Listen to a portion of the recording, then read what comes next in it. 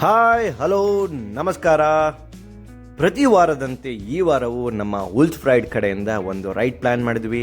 ನಮ್ಮ ಹುಲ್ಸ್ ರೈಡ್ನ captain Dayanand sir ಅವರು ನುಗ್ಗೇಹಳ್ಳಿ ಕಡೆಗೆ ಹೋಗೋಣ ಅಂತಂದರು. ನಾವು ನಡೀರಿ ಸರ್ ಅಂತ ರೆಡಿಯಾಗಿ ನಾವು ಹೊರಟ್ವಿ.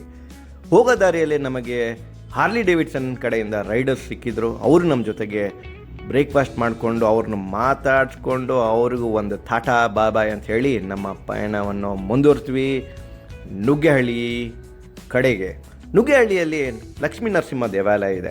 ಇದೊಂದು 13ನೇ ಶತಮಾನದಲ್ಲಿ ನಿರ್ಮಿತವಾದಂಥ ಸುಂದರವಾದ ದೇವಸ್ಥಾನ. ಇದು ಹೊಯ್ಸಳರ ಕಾಲಕ್ಕೆ ಸೇರಿದಂಥ ಒಂದು ಸುಂದರವಾದ ದೇವಾಲಯ.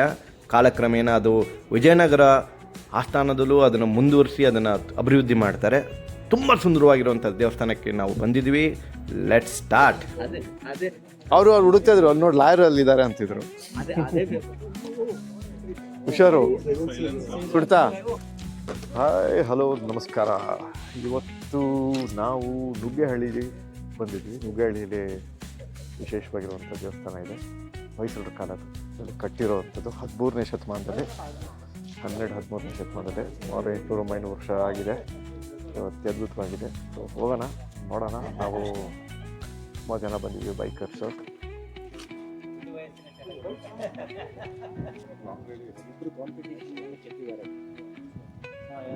ಮಲ್ಲಿಕಾ ತಮ್ಮ ಇನ್ನೊಬ್ರು ನಮ್ಮ ಜೊತೆಗೆ ಒಬ್ಬರು ಈ ಊರಿನ ಸಿಕ್ಕಿದ್ರು ಟೀಚರು. ಸೊ ಒಂದು ವಿಶೇಷ ಏನಂತಂದ್ರೆ SL ಭೈರಪ್ಪನವರು ಇದೇ ಊರಲ್ಲಿ ಸ್ಕೂಲ್ ನಲ್ಲಿ ಓದಿ ಬೆಳೆದಿದ್ದು. ಹಿಂದೆ ವಾರಾನ್ನ ಮಾಡ್ಕೊಂಡಿದ್ರು ಅವರು. ಆ ಪ್ರಥಮ ವಾರಾನ್ನ ಮಾಡಿದ್ದೆ ನಮ್ಮ ಮನೆಯಲ್ಲಿ. ನಮ್ಮ ತಂದೆ ಅವರಿಗೆ ಗುರುಗಳಾಗಿದ್ರು. ನಿಮ್ಮ ತಂದೆಯವರು ಶ್ರೀನಿವಾಸ ಅಯ್ಯಂಗಾರ್ ಅಂತ. ಭಿತ್ತಿ ಅನ್ನೋ ಅವ್ರ ಆತ್ಮಚರಿತ್ರೆನಲ್ಲಿ ಅದ್ರ ಬಗ್ಗೆ ಪೂರ್ತಿ ಡೀಟೇಲ್ ಹೇಳಿದ್ದಾರೆ. ನಿಮ್ಮ ತಂದೆಯವ್ರ ಹೆಸರು? ನಮ್ಮ ತಂದೆ ಶ್ರೀನಿವಾಸ ಅಯ್ಯಂಗಾರ್ ಅಂತ. ಅವರು ಹೆಡ್ ಮಾಸ್ಟರ್ ಆಗಿದ್ರು. ಓಕೆ, ತಂದೆಯವರು ಭೈರಪ್ಪನವರು. Thank you sir, thank you, ಧನ್ಯವಾದ. ಇವತ್ತು ನಮ್ಮ ರೈಡಿಗೆ ಬಂದಂಥ ಗಾಡಿಗಳು ನೋಡಿ ಹೇಗಿದೆ ಅಂತ. ಸೂಪರ್ ಆಗಿದೆ.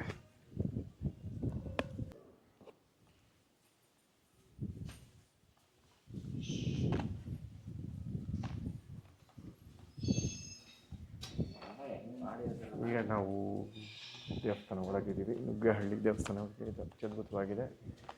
ಇದು ತ್ರಿಕೂಟ ದೇವಸ್ಥಾನ. ಸೊ ಲಕ್ಷ್ಮೀ ನರಸಿಂಹದ್ದು ಜಾಸ್ತಿ ಇರೋದು, ಕೇಶವಂತಿದೆ. ಅದಾದಮೇಲೆ ಈ ಭಾಗ ಇದೆಯಲ್ಲ, ಈ ಭಾಗ ಎಲ್ಲ ಒಂದು ವಿಜಯನಗರ ಕಾಲಘಟ್ಟದಲ್ಲಿ ಕಟ್ಟಿದ್ದು. ಇದು ಹಿಂದ್ಗಡೆ ನಿಮಗೆ ಸಿಗೋದು 12-13 ಕಾಲಘಟ್ಟದಲ್ಲೇ ಹೊಯ್ಸಳರು ಕಟ್ತಾರೆ. 13ನೇ ಶತಮಾನ. ನಿಮ್ಗೆ ಈ ಥರ ಕಲ್ಲೆಲ್ಲ ಇದೆಯಲ್ಲ, ಈ ಥರ ಕಲ್ಲೆಲ್ಲ ವಿಜಯನಗರ ಕಾಲಘಟ್ಟದಲ್ಲೇ ಸಿಕ್ಕಾಪಟ್ಟೆ ಕೇಚವಾಗಿ ಅವ್ರು ಕಟ್ಟಿರೋದಂಥದ್ದು. ನಿಮ್ಮ ಹಂಪಿಯಲ್ಲಿ ನೋಡ್ಬೋದು, ಅಥವಾ ನಿಮ್ಮ ವಿಜಯನಗರ. ಹ್ಞೂ ಸರ್, ಇದೆಲ್ಲ ಇದು ಸ್ಟಾರ್ಟಿಂಗ್ ಸ್ಟಾರ್ಟ್ ಮಾಡೋದು ಸರ್. ಶುರು ಆಯಿತು ಸರ್, ನಡೀತಿದೆ. ಅದೇ ಇದು ಈ ಕಂಬಗಳೆಲ್ಲ ವಿಜಯನಗರ ಕಾಲಘಟ್ಟದಲ್ಲಿ ಕಟ್ಟಿರುತ್ತದೆ. ಇದೆಲ್ಲ ಎಕ್ಸ್ಟೆನ್ಷನ್ ಇದೆಲ್ಲ. ಇದು ಹಿಂದ್ಗಡೆ ಇರುವಂಥದ್ದು ಹೊಯ್ಸಳರ ಕಾಲದಲ್ಲಿ ಕಟ್ಟಿರೋದು.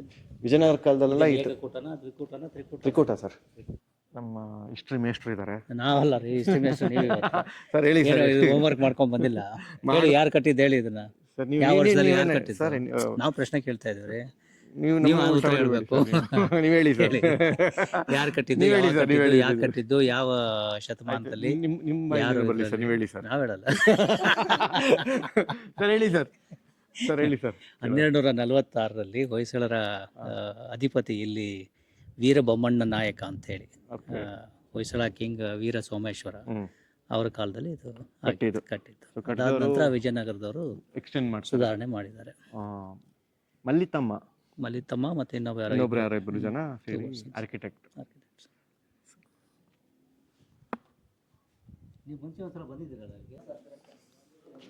ಸೊ ನಾವು ಇಲ್ಲಿಂದ ವಿಜಯನಗರ ಕಾಲಘಟ್ಟದ್ದು ಬರುತ್ತೆ. ಇದಾದ ತಕ್ಷಣ ನಿಮಗೆ ಆ ಶಿಲ್ಪಕಲೆ ಹೊಯ್ಸಳ ಕಾಲದ್ದು ನಮಗೆ ಕಾಣುತ್ತೆ ನೋಡಿ. ಅತ್ಯದ್ಭುತವಾಗಿದೆ. ಇದನ್ನು ನಾವು ಸುತ್ತುವರೆದು ನೋಡೋಣ. ಸೊ ಇಲ್ಲೊಂದು ಶಾಸನ ಇದೆ. ಇದು ಹೊಯ್ಸಳರ ಕಾಲದಲ್ಲೇ ಬರೆದಂಥ, ಇದು ಆಲ್ಮೋಸ್ಟ್ ನಿಮಗೆ 6.5 ಅಡಿ ಇರುತ್ತೆ ಮೋಸ್ಟ್ಲಿ. ಈ 6.5-7 ಅಡಿ ಇದೆ ಅನ್ಸುತ್ತೆ ಈ ಶಾಸನ. ಇದು ಹಳೆಗನ್ನಡದಲ್ಲಿ ಬರೆದಿದ್ದಾರೆ ನೋಡಿ. ಕಲ್ಲು ಮೇಲೆ ಬರ್ದಿದ್ರು, ಎಷ್ಟು ಅಲ್ಲ, ಎಷ್ಟು ನೀಟಾಗಿ ಬರೆದಿದ್ದಾರೆ. ಲೈನ್ ಆ ಕಡೆ ಈ ಕಡೆ ದಾಟಿಲ್ಲ. ಕನ್ನಡದ ಲಿಪಿ ಬದಲಾಗ್ತಾ ಇರುತ್ತೆ. ಹೊಯ್ಸಳರ ಕಾಲದಲ್ಲೇ ಇರುವಂಥ ಕನ್ನಡ ಲಿಪಿ ಬೇರೆ, ಅದಾದ್ಮೇಲೆ ವಿಜಯನಗರ ಕಾಲಕ್ಕೆ ಒಂದು ಚೂರು ಕನ್ನಡ ಲಿಪಿ ಬದಲಾಗುತ್ತೆ. ಅದಾದ ನಂತರ ಈಗ ನಾವು ಏನು ಕನ್ನಡ ಬರಿತೀವಿ ಅದೊಂದು ಇನ್ನೊಂದು ಥರ ಲಿಪಿ ಬದಲಾಗ್ತಾ ಹೋಗುತ್ತೆ. ಇದು ನೋಡಿ, ಇದೊಂದು ಹೆಸರು ಮಾತ್ರ ಅರ್ಥ ಆಗುತ್ತೆ ನಮ್ಗೆ, ಅರ್ಚನಾ. ಅದೇನೋ ಮೇ ಬಿ ಮುಂದಕ್ಕೇನೋ ಇದೆ, ಅದು ಅರ್ಚನಾ ರಾಜ. ಸೊ ಇದು ಹೊಯ್ಸಳರ ಕಾಲದ ಅತ್ಯದ್ಭುತವಾಗಿ ಯಾವುದು ಭಿನ್ನ ಆಗದೇ ಇರೋವಂಥ ಒಂದು ದೇವಸ್ಥಾನ. ಇದು ಚನ್ನರಾಯಪಟ್ಟಣ ಹತ್ರ ಹಾಸನ ರೋಡ್ಗೆ ಹೋಗುವಾಗ ನಿಮಗೆ ಸಿಗುವಂಥ ನುಗ್ಗೇಹಳ್ಳಿ. ನೋಡಿ, ಇಲ್ಲಿ ವಿಷ್ಣುದ ಅವತಾರಗಳಿದ್ದಾವೆ. ನೋಡಿ, ವಿಷ್ಣುದು ಇಲ್ಲೊಂದಿದೆ. ಇದು ನನ್ನ ಪ್ರಕಾರ ದೇವತೆಗಳಿದು ಜೋಳ ಅನಿಸುತ್ತೆ ಕೈಯಲ್ಲಿ ಹಿಡ್ಕೊಂಡಿರೋದು. ಇನ್ನೂ ಅದನ್ನು ತುಂಬ ಜನ ಡಿಕೋಡ್ ಆಗ್ತಿಲ್ಲ. ನೋಡಿ, ಇಲ್ಲಿ ಎಷ್ಟು ಮುದ್ದಾಗಿ ಇಲ್ಲೊಂದು ಕೃಷ್ಣನದು ಇದಿದೆ, ಉಯ್ಯಾಲೆ ಆಡ್ತಾ ಇರೋದು. ಆ ಕಾಲಘಟ್ಟದಲ್ಲಿ ಎಷ್ಟು ಅತ್ಯದ್ಭುತವಾಗಿ. ಮತ್ತು ವಿಷ್ಣು ಇದು ಎಷ್ಟು ಸುಂದರವಾಗಿದೆ ನೋಡಿ, ಈ ಒಂದು ಗಣೇಶನ ಕೆತ್ತನೆ ಮೂರ್ತಿ. ಸೊ ನಿಮಗೆ ನೋಡಿ, ಇಲ್ಲಿ ಈ ಪ್ರತಿಯೊಂದು ಇದರಲ್ಲೇ ಆನೆ ಸ್ಕಲ್ಪ್ಟ್ ಮಾಡಿದ್ದಾರೆ. ಪ್ರತಿಯೊಂದು ಬೇರೆ ಬೇರೆ ಬೇರೆ ಥರ ಡಿಸೈನ್ ಇದೆ. ಇಲ್ಲಿ ನೋಡಿ, ನಿಮ್ಗೆ ಇಲ್ಲಿ ಒಂಟೆ ಇದೆ. ಅರಬ್ರ ಕಾಲದಲ್ಲಿ ನಮಗೇನಾದರೂ ವ್ಯವಹಾರ ಇದ್ದಿರಬಹುದು. ಇದು ಒಂಟೆ ನನಗೆ ಗೊತ್ತಿದ್ದಂಗೆ. ಸೊ ಅದಾದಮೇಲೆ ಇಲ್ಲಿ ಮತ್ತೆ ಆನೆ ಮಾಡಿದ್ದಾರೆ, ಮಕ್ಷ, ಬಳ್ಳಿ ನೋಡಿ ಹೀಗೆ ಹೋಗುತ್ತೆ. ಮೇಲೇನೋ ಒಂದು ಬ್ಯೂಟಿಫುಲ್ ಆರ್ಕಿಟೆಕ್ಟ್. ಇದು ನೋಡಿ, ಇದೊಂದು ವಿಷ್ಣುವಿನ ಅವತಾರ. ಹಾವಿನ ಮೇಲೆ ಕೂತಿದ್ದಾರೆ. ವಿಷ್ಣುದು ಸಿಕ್ಕಾಪಟ್ಟೆ ಅವತಾರಗಳಿದ್ದಾವೆ. ಅದರಲ್ಲಿ ನರಸಿಂಹದಲ್ಲೂ ನಿಮಗೆ ಇದು ಉಗ್ರ ನರಸಿಂಹ, ಯೋಗ ನರಸಿಂಹ ಅಂತಿದೆ. ಇದು ಯೋಗ ನರಸಿಂಹ. ನೋಡಿ ಎಷ್ಟು ಚೆನ್ನಾಗಿ ಕೆತ್ತನೆ ಮಾಡಿದ್ದಾರೆ. ಇದು ನೋಡಿ, ಇಲ್ಲಿ ಇದು ನಮ್ಗೆ ಗೊತ್ತಲ್ಲ, ಏನು ಕತೆ ಹೇಳಿ. ವಾಮನ ವರಾಹ ಕೇಳ್ತಾನೆ, ಬರೀ 3 ಹೆಜ್ಜೆಗೆ ಇಡ್ತಾರೆ ಇಲ್ಲಿ. ನೋಡಿದ್ದು ಇದು ಒಂದು ಇಡೀ ಕಥೆನೇ ಇಲ್ಲಿ ಡಿಸ್ಕ್ರಿಪ್ಟ್ ಮಾಡಿದ್ದಾರೆ. ಇಲ್ಲಿ ತುಂಬ ಅತ್ಯದ್ಭುತವಾಗಿ ನೋಡಿ, ಇದ್ರ ಮೇಲೆ ಕಾಲಿಡ್ತಾ ಇರೋದು 3 ವರಹ ಕೇಳಿದಾಗ ಸಖತ್ತಾಗಿ ಮಾಡಿದ್ದಾರೆ. ಎಷ್ಟು ಬ್ಯೂಟಿಫುಲ್ ಆಗಿ ಮಾಡಿದ್ದಾರೆ. ಹಿಂಗೆ ನಿಮಗೆ ನೋಡ್ತಾ ಇದ್ರೆ ಪ್ರತಿಯೊಂದು ನಿಮಗೆ ಕಥೆಗಳು ಸಿಗ್ತಾ ಹೋಗುತ್ತೆ. ಇಲ್ಲಿ ನೋಡಿ, ನೋಡಿ, ಇಲ್ಲಿ 2 ಮಂಗಗಳ ಮೂರ್ತಿ ಇದ್ದಾವೆ. ಎಷ್ಟು ಚೆನ್ನಾಗಿ ಹಲ್ಲೆಲ್ಲ ಎಷ್ಟು ಚೆನ್ನಾಗಿ ಇದು ಮಾಡಿದ್ದಾನೆ. ಮೋಸ್ಟ್ಲಿ ಇದು ಯಾವುದೋ ಹಣ್ಣು ಅನ್ಸುತ್ತೆ. ಹಣ್ಣಿಗೋಸ್ಕರ ಕಿತ್ತಾಡ್ತಿದ್ದಾವೆ. ಈ ಕಡೆ ಒಂದು ಮಂಗ, ಈ ಕಡೆ ಒಂದು ಮಂಗ. ಎಷ್ಟು ಚೆನ್ನಾಗಿ ಮಾಡಿದ್ದಾರೆ ನೋಡಿ, ಸಕಲಾಗಿದೆ.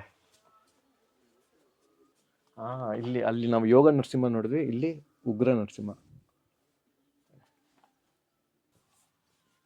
ಕೃಷ್ಣಂದು ವಿಗ್ರಹ, ಕೇಶವ ಎಷ್ಟು ಚೆನ್ನಾಗಿದೆ ನೋಡಿ.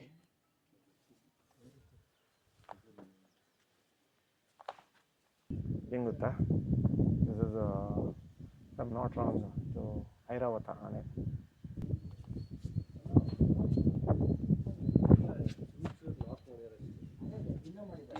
ಹಂಗೆ ನೋಡ್ತಾ ಇದ್ದ ಕೆತ್ತನೆ ನೋಡ್ತಾ ಇದ್ದಾಗ ಇಲ್ಲೊಬ್ರು ಸಿಕ್ಕಿತ್ತು. ಇನ್ನೊಂದು ಕೆತ್ತನೆ ಯಾವ್ದೋ ಸುಂದರವಾಗಿದೆಯಲ್ಲ, ಯಾವ್ದೋ ಕೆತ್ತನೆ ಸಿಕ್ತು. ಇವರು ಕಿತ್ತಾಡಿಕಿರಣ ಅಂತ, ಇವರು ಏನೋ ಮಾಡ್ತಿದ್ದಾರೆ, ರಿಸರ್ಚ್ ಮಾಡ್ತಿದ್ದಾರೆ. ಕೆತ್ತನೆಗಳ ಬಗ್ಗೆ ತುಂಬಾ ಆಳವಾಗಿ ಬೇರೂರಿದ್ದಾರೆ, ಏನಿರೋದು ಏನು ಅಂತ. ನೋಡಿದೆ ಇದು ಯಾವ ಇದು ಗೊತ್ತಾ, ನಮ್ಮ ಇವ್ನು ಕೇಳಲ್ಲ, ನಮ್ಮ ಕಿರಣ್ ಅವ್ರಿಗೆ ಇದೇನು ಹೇಳಿ, ಏನು ಯಾವ ವಿಗ್ರಹ ಗೊತ್ತಿಲ್ಲ. ಇದು ಅರ್ಜುನದು ಮೀನಿನ ರಿಫ್ಲೆಕ್ಷನ್, ಪ್ರತಿಬಿಂಬ ನೋಡಿ ಇದಕ್ಕೆ ಏನೋ ವಧು ಇದಕ್ಕೆ ಹೋದಾಗ ತಾನೆ, ಅಂದ್ರೆ ಬಿಂಬ ನೋಡ್ಕೊಂಡು ಹಿಂಗ್ ಹೊಡಿಬೇಕು ಅಂತ ಏನೋ ಸಮಥಿಂಗ್ ಇದೆ. ಕರೆಕ್ಟ್. ಏನಂತ ಹೇಳಿದ್ರು? ಯಾರು ಗುರೂಜಿಗಳು ತಪ್ಪು ಹೇಳಿದ್ದ? ಏನಂತ ಏನಂತ ತಪ್ಪು ಹೇಳಿದ್ರು? ಯಾರು ಗುರೂಜಿಗಳು ತಪ್ಪು ಹೇಳ್ತಾರಾ? ರಾಮ ಹಿಂಗ್ ಹೊಡೆದಿದ ಗುರು, ಅದು ಅರ್ಜುನ. ಅದು ಗುರುಜಿಗಳೇ ಹಿಂಗೆಲ್ಲ ತಪ್ಪು ಹೇಳಿದ್ರೆ ಹೆಂಗ್ ಕತೆ ಅಲ್ಲ, ಅದೇ ತರನೇ ಆಗುತ್ತೆ. ನೋಡಿದ್ವಿ ರಾಮ ಲಕ್ಷ್ಮಣ, ಅದೇ ರಾಮ ಲಕ್ಷ್ಮಣ ಹನುಮಂತ. ನಮ್ಮ ಕರ್ನಾಟಕದಲ್ಲಿರುವಂಥ ಎಲ್ಲ ದೇವಸ್ಥಾನಗಳು, ಹೊಯ್ಸಳದಾಗಲಿ, ವಿಜಯನಗರದಾಗಲಿ, ನಮ್ಮ ಚೋಳರ ಕಾಲದಾಗಲಿ, ಅಥವಾ ಎಲ್ಲೆಲ್ಲಿ ಏನೇನು ದೇವಸ್ಥಾನ, ಇದೆಲ್ಲ ಒಂಥರ ಆರ್ಟ್ ಮ್ಯೂಸಿಯಂ ಇದ್ದಂಗೆ. ನಿಮಗೆ ಎಷ್ಟೊಂದು ಕಲೆಗಳ ಒಂದು ವೈಭವ, ರಿಚ್ನೆಸ್ ತೋರಿಸುವಂಥ ಒಂದು ಜಾಗ. ಸುಮ್ಮನೆ ನಮ್ಮನ್ನ ಒಂದು 800-1000 ವರ್ಷ ಹಿಂದೆ ಹೋದರೆ ಆ ಕಾಲಘಟ್ಟದಲ್ಲಿ ಇರುವಂಥ ನಾಲೆಜು, ಅಲ್ಲಿ ಅವಾಗ ಇದ್ದಂಥ ಸ್ಕಿಲ್ಸ್ ಎಲ್ಲ ನಾವು ಯೋಚನೆ ಮಾಡ್ತಿದ್ರೆ ಅತ್ಯದ್ಭುತವಾಗಿ ತುಂಬ ಖುಷಿಯಾಗುತ್ತೆ. ಇಲ್ಲೇನು ವಿಶೇಷವಾಗಿರೋದು ನೋಡ್ರಿ, ಇದೆಲ್ಲ ವಿಜಯನಗರ ಕಾಲಘಟ್ಟದ್ದು, ಇಲ್ಲಿಂದ ಅಲ್ಲಿವರೆಗೂ. ಹಾಗೆ ಹೋಗ್ತಾ ಇದ್ದರೆ ಇಲ್ಲಿ ಹೊಯ್ಸಳರದ್ದು ಬರುತ್ತೆ, ಹೊಯ್ಸಳರದ್ದು ಕಂಬ, ಅವ್ರು ಮಾಡಿದಂಥ ಆರ್ಕಿಟೆಕ್ಟು. ಇಲ್ಲಿಂದ ವಿಜಯನಗರ, ಇಲ್ಲಿಂದ ಹೊಯ್ಸಳರ ದೇವಸ್ಥಾನ, ಅವ್ರು ಮಾಡಿದಂಥ ಕೆತ್ತನೆಗಳು. ಇದು ನೋಡಿ, ಎರಡೂ ವಿಭಿನ್ನವಾಗಿ ಕೆತ್ತನೆ ಇದೆ, ಕಲ್ಲುಗಳು ಅಷ್ಟೇ, ವಿಭಿನ್ನವಾದ ಕಲ್ಲುಗಳು. ಹಾಗೆ ಮೋಸ್ಟ್ಲಿ ಇಲ್ಲ ಅನ್ಸುತ್ತೆ.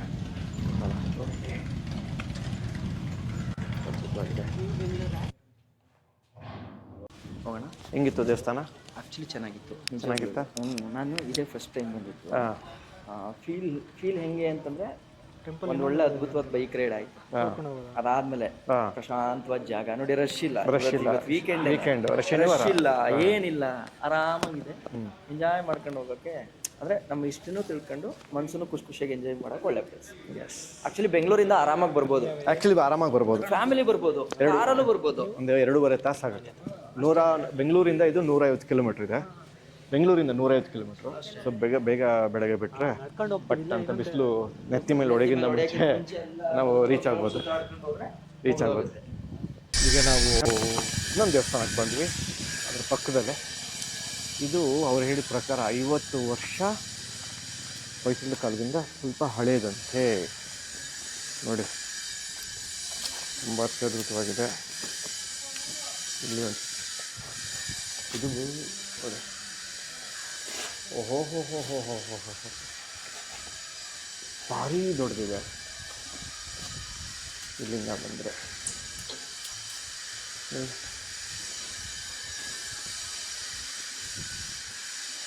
ಇಲ್ಲೂ ಅದೇ ಥರ ಕಂಬಗಳು,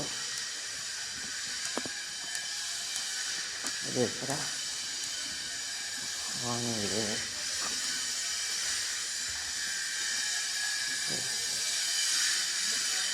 ತುಂಬ ಚೆನ್ನಾಗಿದೆ.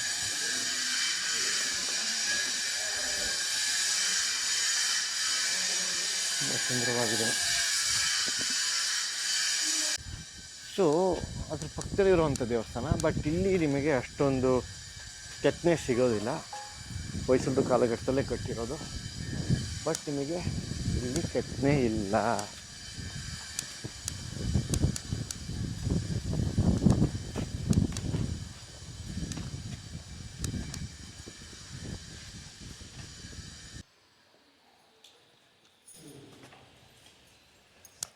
ಸೊ ಇದು ಕೊನೆಯ ದೇವಸ್ಥಾನ, ಎರಡನೇದು ಸದಾಶಿವ ದೇವಸ್ಥಾನ. ಇಲ್ಲಿಗೆ ನಮ್ಮ ದೇವಸ್ಥಾನದ ವ್ಲಾಗ್ ಮುಗೀತು. ಹೇಗಿತ್ತು ಮಿಸ್ಟರ್ ಗುರು ಅವರೇ? ಚೆನ್ನಾಗಿತ್ತು, ಹೊಸ ಎಕ್ಸ್ಪೀರಿಯನ್ಸ್. ನಮ್ಮ ಮುಸ್ತಫಾ ಅವರು ದೇವಸ್ಥಾನಕ್ಕೆ ಬಂದರು. Amazing place. Liked it Mustafa? Kiran ಅವ್ರು Very positive. Very positive. ಚೆನ್ನಾಗಿದೆ. ನೈಸ್. ಅಂತ ಮಾತಾಡಿ. Very good sir. Cheers for the ride. ಹೌದಾ? ಆ್ಯಂಡ್